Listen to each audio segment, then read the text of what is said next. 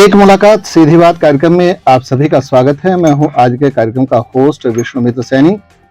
दर्शकों, जैसा कि आप जानते हैं कि हमारे इस कार्यक्रम का उद्देश्य आपके बीच में एक ऐसे शख्सियत को बीच में ला करके उनसे सवाल जवाब करना है जो आपके तरफ से वो सवाल होते हैं और उनका उत्तर वो देते हैं।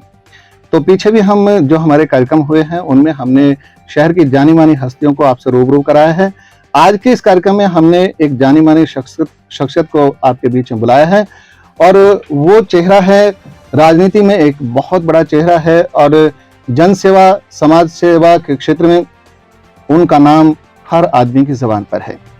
आज हमारे बीच में है राजकुमार सहगल जी उर्फ राजू सहगल, जो कि डिप्टी मेयर हैं रोहतक नगर निगम के और साथ ही डेयरी एसोसिएशन के प्रधान हैं, शिव मंदिर सेवा समिति के भी प्रधान है और साथ ही राधे राधे पार्क के प्रधान है और संघ के प्रथम वर्ष के शिक्षित कार्यकर्ता कहें, सेवक कहें, वो हैं। तो राजकुमार सहगल जी, कार्यक्रम में आपका बहुत बहुत स्वागत है। नमस्कार। मैं सबसे पहले तो आपको हिंदू नव वर्ष की शुभकामनाएं देता हूं और नवरात्रि की शुभकामनाएं देता हूं। माता रानी आपके चैनल को ऐसे बढ़ाती रहे आगे आगे। काफी सिटी चैनल ने काफी नाम कमाया है रोहतक में। विश्वामित्र जी सैनी साहब, आपका बहुत नाम सुना था, आज आपसे रूबरू होने का पहला मौका मिला है। मैं सभी पत्रकार भाइयों को धन्यवाद करता हूँ। सहगल साहब कैसे हैं? पहले तो आप बढ़िया जी, बढ़िया, बहुत अच्छे हैं जी जी। आपकी, क्योंकि भाजपा के आप कार्यकर्ता हैं, सेवक हैं, एक बहुत ही कर्मठ, अगर कहूँ कि संघ से जुड़े हुए कार्यकर्ता हैं तो कोई गलत नहीं होगा। तो आपकी भाजपा सरकार कैसी चल रही है? देखो जी, मुख्यमंत्री जी ने सारे काम ऑनलाइन के माध्यम से किए हैं जी। ऑनलाइन का चलन जो है मुख्यमंत्री जी ने तब शुरू किया जो कोरोना काल के अंदर पिछले लगातार 2 वेव्स आई थी। उस वेव के अंदर मुख्यमंत्री जी खुद जा नहीं पाते थे। उस समय ऑनलाइन का कार्यक्रम जो है, हर चीज ऑनलाइन पोर्टल के ऊपर उन्होंने मुख्यमंत्री जी सारे कार्य किए हैं। चाहे वो किसानों से लगा लो, चाहे आपने उसमें ईपी कार्ड हो, चाहे फैमिली कार्ड हो, कुछ भी हो, तो सब कुछ जो है आज सरकार ने ऑनलाइन कर दिया है। ठीक है, थोड़ी दिक्कतें तो जरूर आती है शुरू में, लेकिन जब वो काम हो जाते हैं तो फिर आदमी स्मार्ट कार्ड की तरह उसको यूज करता है। देखिए, सरकार की आपने उपलब्धियां जैसे करवाई, आपकी सरकार में कितनी चलती है? मुझे चलाने की जरूरत ही नहीं पड़ती। मैं तो एक कार्यकर्ता के रूप में काम करता हूँ। चलाने वाली बात तो ये है कि मेरा सबसे बड़ी बात तो ये है कि मेरे किसी अधिकारी ने आज तक मेरे काम को मना नहीं किया। चाहे वो नगर निगम कमिश्नर है, चाहे हमारे डीसी महोदय हैं, चाहे एसपी महोदय हैं, चाहे आईजी महोदय हैं, सभी के सभी कार्यकर्ता एक सम्मान है, एक साथ है। और जितने भी कार्यक्रम आपने मुझे जो निगम की जो जिम्मेदारी मुझे सौंपी है, जब मैं सीनियर डिप्टी मेयर चुन करके आया था जी, तो तब से लेके आज तक जो है, मैंने तो अपने रूम के अंदर जो भी काम का सेवा का मौका मुझे जनता ने कहा है कि ये करवाना है, तो 12 से 2 बजे तक मैं वहाँ ड्यूटी देता हूँ और हफ्ते में 3-4 दिन वहाँ बैठता हूँ। जो समाज के काम होते हैं बखूबी करता हूँ। देखिए सहगल साहब, आप वार्ड 17 से पार्षद हैं और साथ ही डिप्टी मेयर हैं रोहतक नगर निगम, सीनियर। तो सबसे बड़ी बात तो ये है कि सीनियर हैं और डिप्टी मेयर का जो पद है वो बड़ा सम्मानीय है और बड़ा जिम्मेदारी भरा पद होता है। तो शहर की जो मूलभूत जो समस्याएं हैं लोगों से जुड़ी हुई, उन समस्याओं को लेकर हम आपसे थोड़ा सा पहले बात करते हैं कि जैसे अभी बारिश हुई और बारिश में जिस तरह से पानी भरा, लोगों को बड़ी तकलीफ हुई। तो इसके लिए आप एज ए जो सीनियर डिप्टी मेयर हैं, आपने अपने कार्यकाल में इस समस्या से निजात पाने के लिए क्या कुछ किया? देखिए कि जब 14 करोड़ का टेंडर के समय, मैंने आपको बताया भी था पहले कि जब 14 करोड़ का टेंडर जिस समय लगाया गया, मैंने उस समय भी कहा था पर पूरी लाइन बिछा देते अलग से तो ज्यादा बेटर रहता। अपनी ओपिनियन है। उस समय फिर चलो टेंडर हो गए थे, मुख्यमंत्री जी घोषणा कर गए थे। 14 करोड़ के टेंडर से जो है हमने झज्जर रोड से लेकर के ओल्ड बस अड्डे तक जो है लाइन डलवाई थी पैरेलल कि पानी स्पीडली निकल जाए। लेकिन उसमें एक प्रॉब्लम ये होती है कि कोई एक्सीडेंट ना हो तो मोटरें हम लोग जो है समय चलाते तो हैं, लेकिन रिस्क रहता है पानी में। और एकदम इतनी फ्लो से बारिश हो जाती है, तो ये तो नहीं है कि पानी एकदम जमीन पी जाएगी। ठीक बात है। उसको निकालने के लिए आधा घंटे का समय लगता है, लेकिन पहले से बहुत सुधार है। आज भी निगम के अंदर हमारे मीटिंग हुई थी जी। माननीय मेयर साहब मनमोहन जी गोयल, डिप्टी मेयर भी, मैं भी, सभी बैठे थे, सभी पार्षद थे। हमने सी से और एमई से टाइम लेकर के हमने कहा है कि एक मीटिंग इनकी बुलाओ। आज हमारा बजट का कार्यक्रम था, तो अभी उस बजट के माध्यम से जब अगला साल जो शुरू होगा अप्रैल में, उसमें 1-1 करोड़ रुपए की घोषणा हमने सभी पार्षदों को अपने लेवल पे जहां वो काम कराना चाहते हैं, 1-1 करोड़ रुपए की आज हमने घोषणा करी है।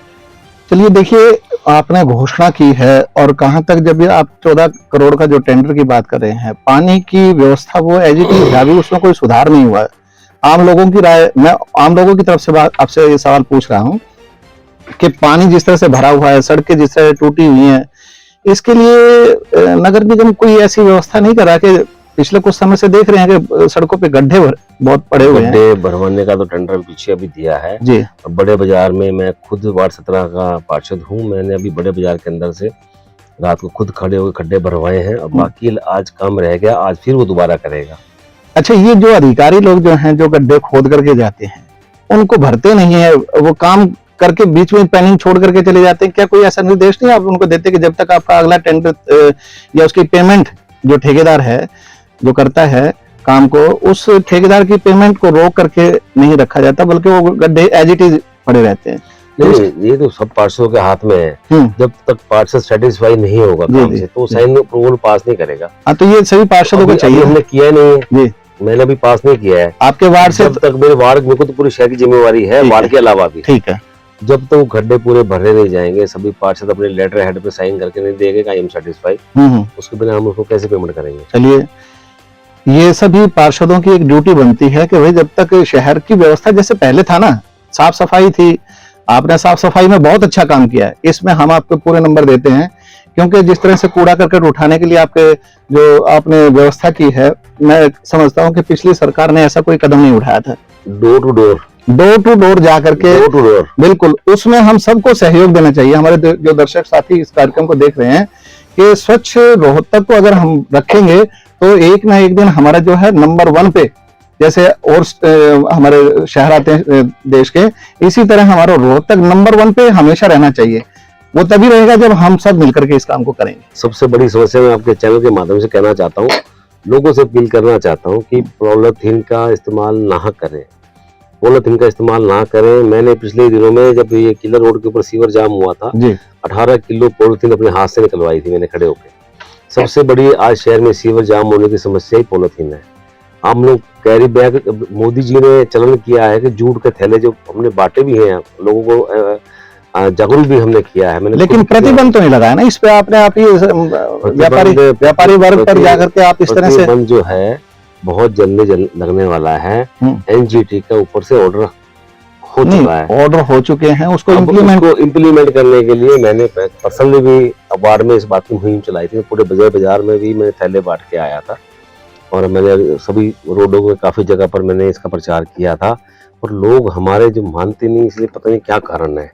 लेकिन लोगों को समझना चाहिए कि इससे इतना पोल्यूशन फैल रहा है, नाले सीवर सब जाम हो रहे हैं, मेन कारण पॉलीथीन का भी है, इसकी वजह से बड़ी परेशानी हो रही है। चलिए, दूसरी समस्या जो आम जनता की तरफ से है वो आज के दिन पीने के पानी की है, और पीने के पानी की ऐसी समस्या है जो आने वाला समय, अब गर्मी का मौसम होगा, उस गर्मी के मौसम में अभी पानी नहीं मिला तो गर्मी के मौसम में कैसे मिलेगा? जबकि उसके लिए व्यवस्था आप लोग कहते हैं। मैं बताता हूँ आपको, 4 करोड़ रुपए की लागत से हमने पिछले दिनों में अभी उद्घाटन किया था लाहौल रोड के ऊपर, हमने एक ब्रेकर बनवाया पानी का जी। 10 दिन जब नहर चलती है, लास्ट के दिन में हम उस ब्रेकर को डाउन कर देते हैं जी।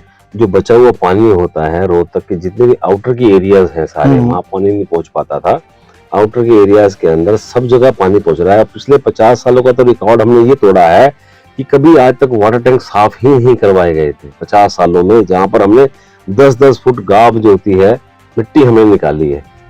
पिछले 50 सालों में किसी भी सरकार ने ये काम नहीं किया। आपने काम किया, बहुत अच्छी बात है, लेकिन लोगों को अभी भी जो है गंदा पानी पीने को मिल रहा है, अभी भी सीवर में। मेरी बात सुनिए, ग्रीसिंग के जब यहाँ पर विज जी हमारे स्वास्थ्य मंत्री जब रोहतक बैठते थे, तो पिछले दिनों में मैं उनके साथ, ग्रीसिंग का मेयर मेंबर होता है, मैं उनके साथ बैठा था। उन्होंने आदेश किया था कि आप लोग पानी के सैंपल भरवाएं, अगर उस पानी के सैंपल फेल होते हैं तो उस अधिकारी के खिलाफ एफआईआर कराएं जी।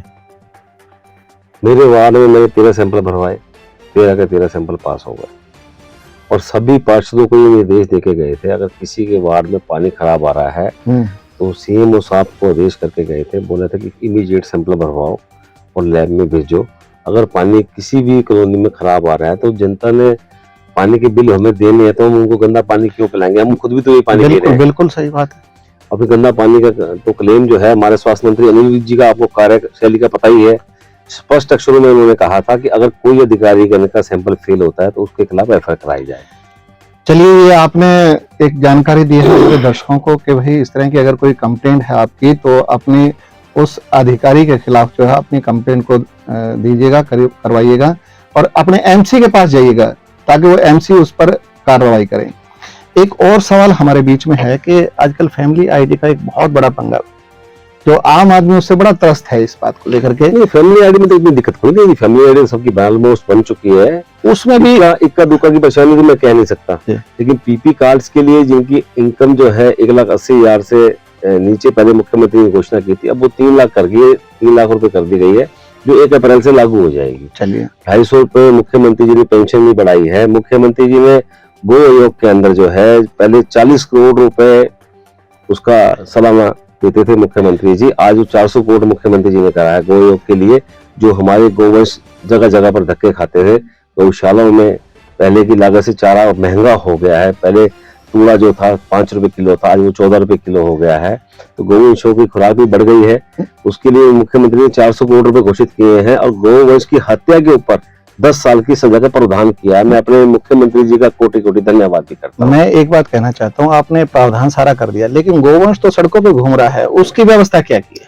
उसके लिए हमने जितने भी हमारे निगम के अधिकारीगण हैं उन सबको कह दिया है, नए तरीके से टेंडर करके इन सबको गौवंशों को हमने पीछे पे वो 40 गौवंश हमने पकड़ करके गौशाला में छोड़े हैं। धीरे धीरे सब कुछ खत्म हो कर देंगे, बिल्कुल जीरो कर देंगे, क्योंकि हम पहले तो किसी तरीके कोई बाहर के आउटसाइडर आके छोड़ जाते थे। हम जितने मानव पकड़ते हैं तो गांव वाले लोग रात को आके छोड़ जाते हैं। अब उसके पीछे हम टास्क तो नहीं लगा सकते।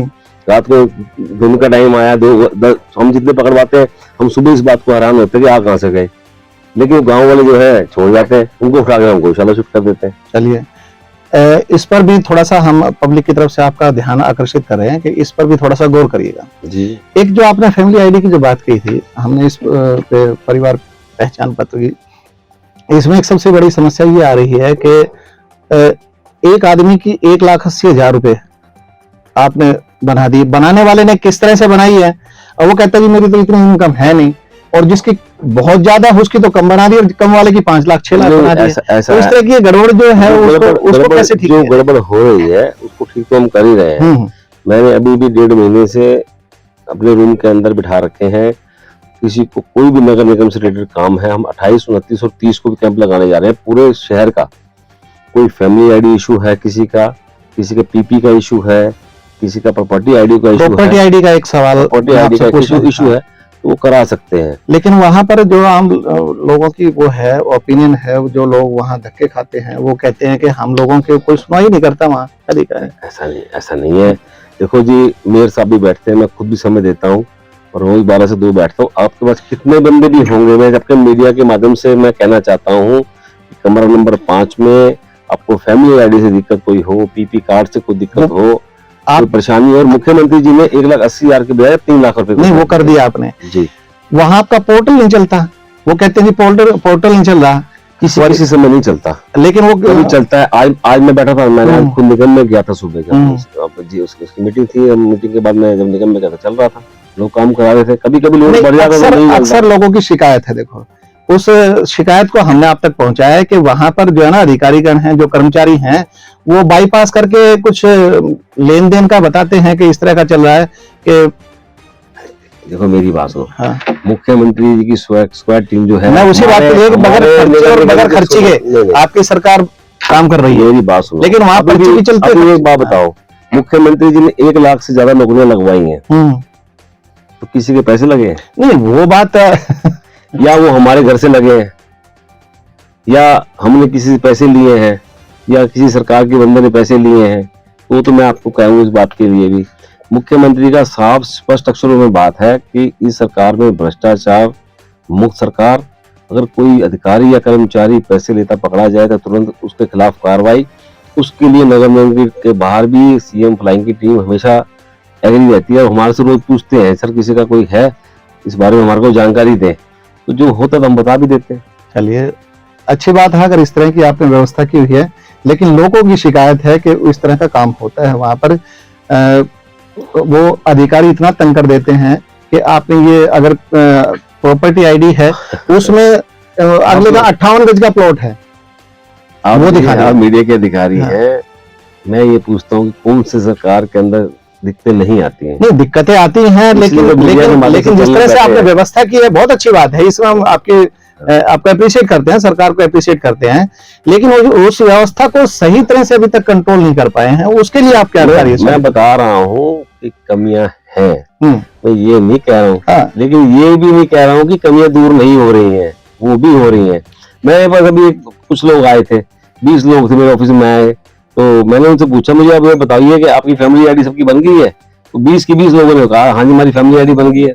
वो भी तो हमारी सरकार ने बनाई है। चलिए, आप एक पार्टी के बहुत कद्दावर नेता हैं और सीनियर डिप्टी मेयर हैं। आप ये तो सरकार की तरफ से आपने बात की है, आप बहुत सारी संस्थाओं से जुड़े हुए हैं, डेयरी एसोसिएशन के प्रधान हैं, शिव मंदिर सेवा समिति के प्रधान हैं और संघ से जुड़े हुए हैं, तो सामाजिक कार्यों से भी आपका बहुत लगाव है। अक्सर जहां पर भी हम सुनते हैं राजू सहगल जी, कहीं पर भी किसी तरह की कोई समस्या होती है तो आप बहुत जल्दी से पहुंचते हैं वहां पर जाकर के, उन लोगों की समस्याएं सुनते हैं और अपनी तरफ से पूरा प्रयास करते हैं, इसमें नो डाउट। तो इसके लिए कोई आपने पर्सनल ऐसी व्यवस्था भी की हुई है लोगों की, जो एक सरकार की तरफ से अधिकारी हैं, कर्मचारी हैं, एक आदमी को फॉर्म भरना नहीं आता अपनी समस्या को आगे देने के लिए, पोर्टल पे करने के लिए, आपने कोई अपने वार्ड में ऐसा व्यवस्था की है? मेरे ऑफिस के अंदर जी 3 लोग बैठते हैं जी 4 लोग। एक तो मेरा लैपटॉप वाला बैठता है जो सारे काम करता है, ठीक है, प्रॉपर्टी आईडी किसी की ठीक करनी है, पीपी ठीक करनी है, ठीक है, नया कोई अप्लाई करना है, तो मैंने वो बिठा रखा है। एक मैंने वकील बिठा रखा है, तो मैंने पीए बिठा रखे हैं। जिन 4 लोगों का सिर्फ 4 घंटे 5 घंटे यही काम रहता है कि जनप्रतिनिधि होने के नाते हम सरकार के मेयर नहीं हैं, समाज सेवक हैं, हमें सेवक के रूप में चुना गया है, तो हम नौकर बन के जो है समाज का हमने काम करना है और बड़ी ट्रांसपेरेंसी से करना है। कोई काम अनलीगल होता है, नहीं होने वाला होता है, तो हम उसको स्पष्ट मना कर देते हैं, हमारे बस की नहीं है, हम उसमें नहीं कर सकते। अब उसमें मुझे कोई कहे हम आपकी चलती नहीं, तो मुझे चलानी नहीं। चलिए, आपकी चलती है और आप चलाते नहीं है ये एक अलग बात है, लेकिन जो पिछली बार जो सरकार आपकी जो यहाँ का जो विधायक जो चुनाव हार गया था, आपकी पार्टी चुनाव हार गई थी, उसका कुछ कारण आप बता सकते हैं कि ऐसा क्या रीजन रहा? देखो, चुनाव तो हार जीत तो चलती रहती है, ये तो लोकतंत्र के अंदर सीधा सीधा सा है। 2 युद्ध भूमि में 2 लोग 3 लोग। आपका पहले विधायक था, काम आपकी सरकार थी, उसके बाद भी मेरे मंत्री पूर्व मंत्री ने, आप स्पष्ट अक्षरों में कहो, मेरे पूर्व मंत्री ने, मेरे पूर्व विधायक ने कौन सा काम नहीं किया? मेरी बात सुनिए, ये एलिवेटेड रोड जहाँ पे मैं बैठा हूँ आपका ऑफिस के अंदर, ये एलिवेटेड रोड से आपको ये पता होना चाहिए कि कोरोना काल के अंदर इस एलिवेटेड रोड से कितनी जानें बची हैं। जो रोहतक शहर पार करने के लिए आधा घंटा लग जाता था पीजीआई में पहुंचने के लिए, आज लोग 3 मिनट में पहुंच जाते। तो सरकार की देन है, हमारी, हमारे मुख्यमंत्री की देन है, हमारे मंत्री पूर्व मंत्री की देन है। इन पार्कों के अंदर आप देखिए क्या हालात थे। मेरे राधे राधे पार्क के अंदर जो जनता ने कहा मेरे को कि मुझे टाइलें लगवा के दो, टाइलें लगवा के दी, मुझे शेड नया बनवा के दो, शेड बनवा के दिया, मुझे बाथरूम नया बनवा के दो, मैंने बाथरूम नया बनवा के दिया, मुझे घास नहीं लगवा के दो, मुझे झूले नहीं लगवा के दो, मुझे हेल्थ केयर की मशीनें नहीं लगवा के दो, मुझे ट्रैक ऊंचा करा के दो। जो भी काम कहा मेरे वार्ड वासियों ने, मैंने राधे राधे पार्क से लेके शिव मंदिर के बाहर आप देखिए 2 किलोमीटर लंबा पार्क, वो हमारी सरकार की देन है। जो इतना लंबा पार्क हमने बनाया है जहाँ पर लोग आज से वो सैर करते हैं, वहां पर 5-5 फुट का गहरा पानी होता था। सामूहिक काम आपने बहुत गिनवाए और कर रहे हैं आप, लेकिन एक सवाल मेरी तरफ से ये है कि महिलाओं के लिए आप किस तरह की आप सोच रखते हैं, किस तरह का कोई आपने ऐसा विजन रखा हुआ है कि महिलाओं के कल्याण के लिए कोई ऐसा काम? स्किल के हमारे इतने काम जो है महिलाओं के लिए, मुख्यमंत्री जी ने इतने कार्यक्रम किए हैं, चाहे सिलाई केंद्र के माध्यम से हो और टूल किट्स के माध्यम से हो, अनेकों कार्यक्रम स्किल के हम लोग जो है किसानों के बच्चों के लिए भी हमने नए केंद्र अभी 28 एकड़ में हमारा जो हमारा पर्टिकुलर में केंद्र है, वहाँ पे उनको ऑर्गेनिक शिमला मिर्च, ऑर्गेनिक टमाटर, ऑर्गेनिक अपना मशरूम की खेती करना सिखाते हैं। कम जमीन के अंदर खेती की कैसे ज़्यादा पैदावार हो, 1-1 एकड़ के अंदर 5-5 लाख के शिमला मिर्च उगाते हैं, 2-2 एकड़ के अंदर 5-5 लाख का मशरूम उगाते हैं। तो ऐसी चीज़ें सिखाते हैं और उसको हम हिसार से जो हमारा किसान का केंद्र है वहाँ से 6 महीने की ट्रेनिंग के बाद सर्टिफिकेट भी प्रशिक्षित करवा करके उनको देते हैं। हाँ, जी जी जी, ऐसे बहुत काम है सरकार के पास करने वाले, लेकिन करने वाले चाहिए। चलिए, आप काफी समय से एज ए पार्षद आप काम कर रहे हैं और as a senior deputy mayor काम कर रहे हैं। अगला जो चुनाव है 2024 का, वो छोटा चुनाव लड़ेंगे या बड़ा चुनाव लड़ेंगे?